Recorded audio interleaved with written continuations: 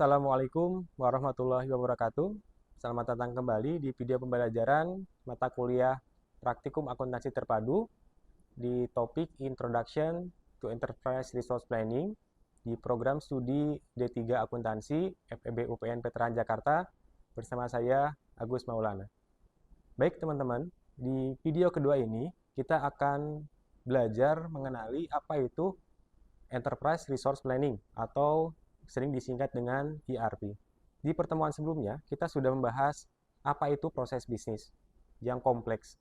Terdiri dari tiga proses bisnis utama, yaitu buy, make, and sell. Nah, tiga proses bisnis utama ini dikoordinasikan dengan sebuah sistem agar efektif dan efisien. Namanya adalah Enterprise System atau Enterprise Resource Planning. Lalu kemudian, apa itu Enterprise System? Di pelajaran di pertemuan kedua ini, kita akan mempelajari secara lebih dalam apa itu Enterprise Resource Planning. Baik, kita mulai dengan yang pertama, yaitu definisi dari Enterprise System. Enterprise System merupakan Large Complex Computing System, yaitu sistem komputerisasi yang kompleks, di mana melibatkan banyak komputer, server, dan lain sebagainya. Sistem ini biasanya digunakan untuk sebuah perusahaan mengkoordinasikan proses bisnis perusahaan agar efektif dan efisien. Sistem ini juga digunakan di semua level manajemen, dari pergudangan, human resource, accounting, bagian manajemen, dan lain sebagainya. Sehingga semua proses bisnis perusahaan terintegrasi menjadi satu sistem. Sehingga tiap organisasi, tiap divisi bisa terkoordinasi dengan baik. Itu adalah Enterprise System. Kita lanjutkan. Enterprise System seperti yang sebelumnya kita pelajari itu terdiri dari berbagai modul.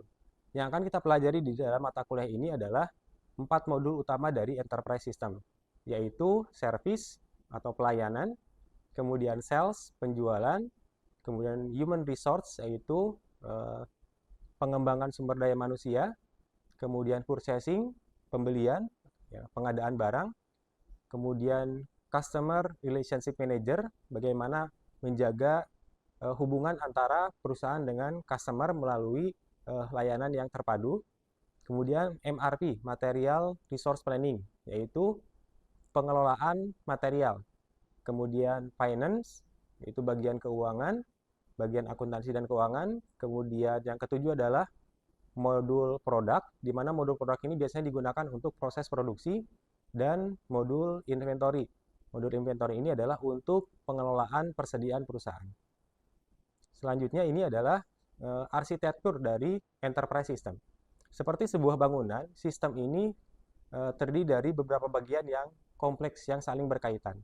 Oleh karena itu, sistem juga punya sebuah arsitektur, punya arsitekturnya sendiri. Ada dua jenis utama dari arsitektur Enterprise System. Yang pertama adalah arsitektur Client Service Arsitektur, yang kedua adalah Service Oriented Arsitektur. Apa bedanya kedua sistem ini? Client Service Arsitektur adalah struktur di mana jaringan sebuah Enterprise System itu ada di dalam satu gedung yang sama, ya, di mana proses alur data masuk dan keluarnya data itu dilayani oleh satu server yang sama di sebuah perusahaan. Jadi ada klien-klien, kemudian ada servernya. Koordinasi antar antara server dengan klien itu menggunakan satu komputer yang berbeda. Kemudian yang kedua adalah Service Oriented Arsitektur. Kalau yang tadi Client Server Arsitektur itu bisa digunakan di satu gedung yang sama. Tapi kalau misalkan sebuah perusahaan dia sudah sangat besar, di mana misalkan cabangnya di mana-mana, beda pulau, beda provinsi, beda negara mungkin, itu sudah tidak bisa lagi menggunakan tadi satu server yang sama di satu gedung. Oleh karena itu, arsitektur yang kedua itu adalah Service Oriented Arsitektur, di mana perusahaan menggunakan namanya web service atau online. Kita mungkin sekarang lebih mengenalnya dengan istilah cloud. Ya. Jadi data perusahaan itu di-store di dalam sebuah sistem yang namanya sistem cloud, di mana masuk keluarnya data itu mereka menggunakan secara online. Ini adalah selanjutnya adalah slide terkait dengan contoh dari arsitektur enterprise system. Yang pertama adalah client service arsitektur, yang tadi disebutkan ini terdiri dari beberapa klien di satu perusahaan, satu gedung, yang mereka dihubungkan dengan satu server yang ada di perusahaan tersebut. Jadi perusahaan harus punya server di dalam gedung tersebut untuk melayani klien-kliennya, untuk menghubungkan data antara klien tersebut. Yang kedua adalah service oriented. Nah, ini sudah tidak lagi secara fisik dia dalam satu wilayah yang sama. Dia dihubungkan dengan satu sistem namanya cloud sehingga dia bisa terkoordinasi secara online. Nah, ini adalah contoh gambaran dari dua arsitektur enterprise system. Selanjutnya, kita akan melihat bagaimana evolusi dari ERP. Jadi ERP ini mulai muncul pada tahun 1970, di mana ERP pertama ini muncul.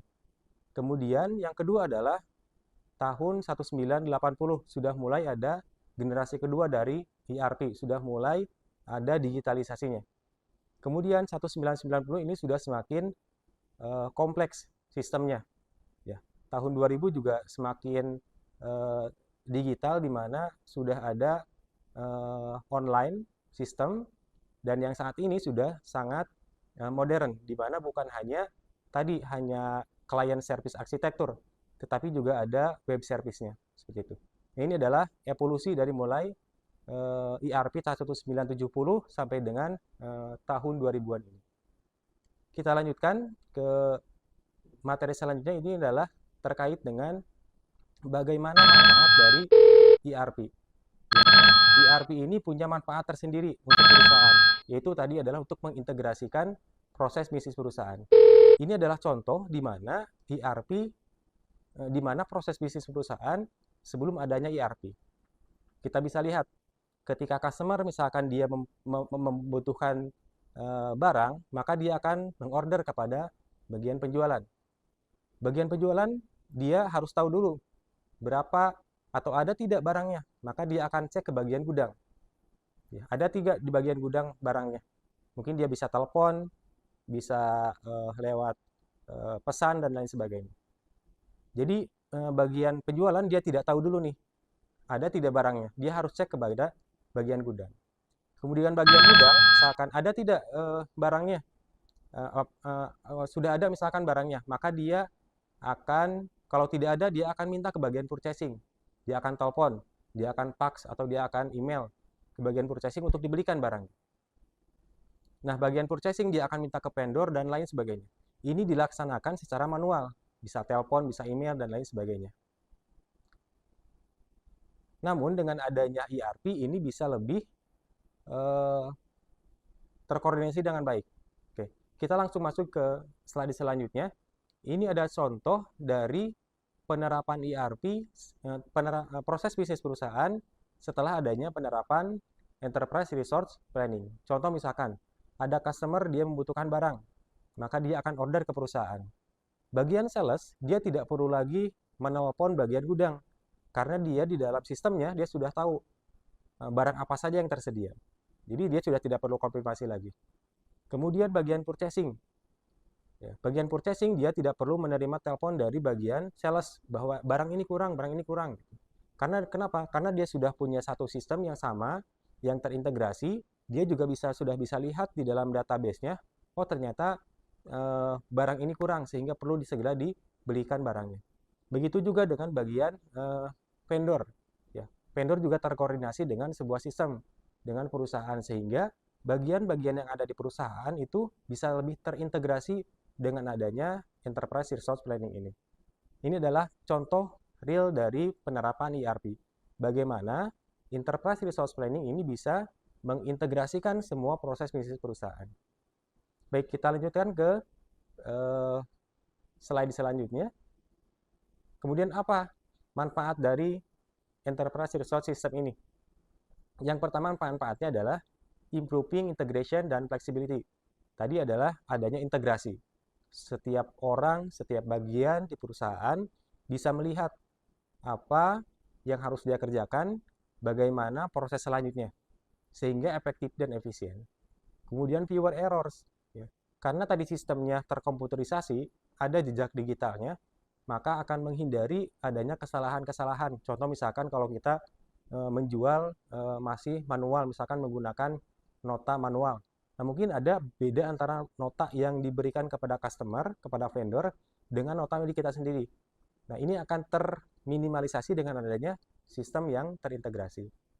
Kemudian improve speed and efficiency, ya, jadi semakin cepat pekerjaan dari para pekerjanya karena sudah terdigitalisasi. Kemudian more complete and access to information. Seperti tadi kita ketahui ya, bagaimana sebelum dan sesudahnya. Jadi setiap bagian di perusahaan, baik itu penjualan, bagian accounting, mereka punya akses yang sama kepada sebuah sistem, sehingga mereka well informed. Ya, jadi terinformasikan dengan baik proses bisnis perusahaannya. Kemudian lower total cost in the complete supply chain. Meminimalisasi, ya, meminimalkan biaya yang untuk supply chain-nya, untuk proses rangkai pasoknya. Karena kenapa tadi ya? Jadi tidak perlu lagi perusahaan mengeluarkan biaya-biaya yang tidak perlu karena ada enterprise system ini. Kemudian shorten throughput time, jadi mempercepat proses ya. Kemudian sustain improvement and commitment of the top management. Ini mempertahankan komitmen manajemen untuk terus mengimprove proses bisnis perusahaan. Kemudian slide selanjutnya ini adalah beberapa tambahan benefit dari ERP system. Yang pertama adalah reduce stock to a minimum. Seperti yang kita bahas sebelumnya, bahwa perusahaan itu perlu memanage stoknya tidak terlalu banyak, tidak terlalu sedikit. Oleh karena itu, di sini ERP adalah salah satu solusi untuk mereduce stoknya kepada paling minimum sekali, sehingga perusahaan tidak perlu mengeluarkan biaya tambahan untuk melakukan maintenance terhadap persediaan yang dimiliki oleh perusahaan. Kemudian enlarge product assortment, improve product quality, karena tadi ada modul product improvement ya, jadi sehingga produknya terus terdata dengan baik. Kemudian provide more reliable delivery dates dan higher service to the customer ya. Dengan adanya sistem yang terintegrasi, perusahaan bisa menyiapkan produk secara lebih cepat ya, karena bagian penjualan dia sudah tahu nih kapan harus mengirimkan barangnya. Kemudian efisiensi coordinate global demand, supply, and production. Ya, jadi di sini bisa mengkoordinasikan secara efisien kebutuhan dari customer secara global dan mengimprove supply and demand production-nya. Ini adalah manfaat-manfaat dari ERP system yang ada di dalam beberapa buku dan jurnal-jurnal. Kemudian, di samping adanya manfaat, ini juga ada resiko dari pengimplementasian dari ERP system. Yang pertama, risiko yang pertama, biayanya mahal.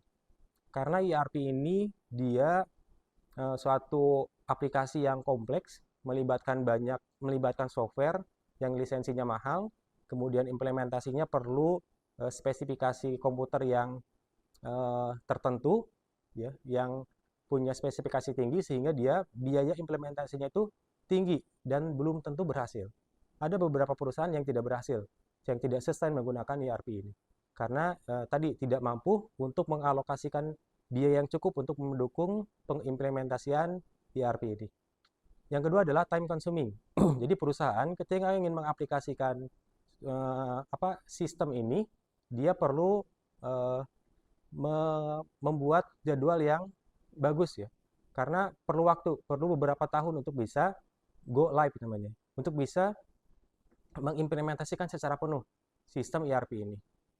Yang ketiga itu adalah great risk for the organization. Ketika perusahaan gagal mengimplementasikan ERP, ada resiko terjadinya kerugian yang besar karena kegagalan dalam mengimplementasikan ERP, terutama resiko finansial ya, seperti itu. Kemudian transfer of knowledge. Karena perusahaan ini mungkin belum punya orang-orang ahli yang menggunakan ERP, dia perlu transfer of knowledge. Nah, ada risiko ketika transfer of knowledge ini tidak berjalan dengan baik. Kemudian acceptance with the company. Seperti kita ketahui, ERP ini mungkin belum familiar di beberapa negara tertentu. Sehingga mungkin ketika mereka belajar di perkuliahan, ada perusahaan-perusahaan yang ada beberapa perguruan tinggi yang mungkin belum mengajarkan ERP ini. Ya, ketika mereka lulus, mereka harus berhadapan dengan ERP. Nah, mungkin ada beberapa di karyawan-karyawan perusahaan yang belum bisa menguasai ERP. Alhamdulillah teman-teman, ketika belajar di UPN ini sudah bisa praktik dengan ERP ini, ya, dan sudah bisa merasakan pengalaman belajar bagaimana menggunakan sebuah ERP system.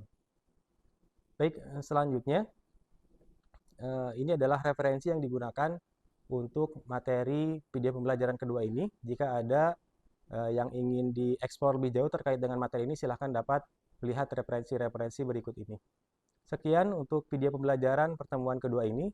Semoga bermanfaat. Sampai bertemu di video selanjutnya. Saya akhiri. Assalamualaikum warahmatullahi wabarakatuh.